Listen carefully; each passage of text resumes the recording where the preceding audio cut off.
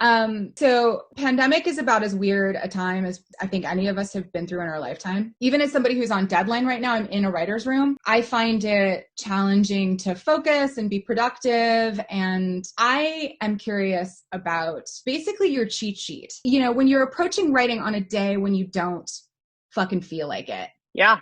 Which is most days. I don't love to sit down and write. I don't know a lot of writers that like love to sit down and look at the blank page and they're like, great. There's 150 pages, or if you're writing a show, you're like, there's 2,000 pages in front of me. It feels like a real weight and a real uphill climb. The weird thing for me during this is that like, I haven't worked from home for a long time. I've had an office for the last year. So like you work in a room, you go someplace outside of your home. So my routine has been really sort of thrown into a new realm of reality, or it's been thrown a loop. So my old routine used to get up and go, and my office was about a half hour away from where I live. So I'd have time to like listen to a podcast, come down, check in with whatever I need to check in with. So by the time I went to the office, I couldn't have any excuses of like, I haven't done anything. And then I would either go into the room, or if it was a day that the room wasn't happening, I would just write. And now what it really is bartering with myself. That's my only trick I have now, is if I write these 5 pages, or I get these scenes done, or whatever the goal is that I set myself for the week, you know, so by the end of this week, I want to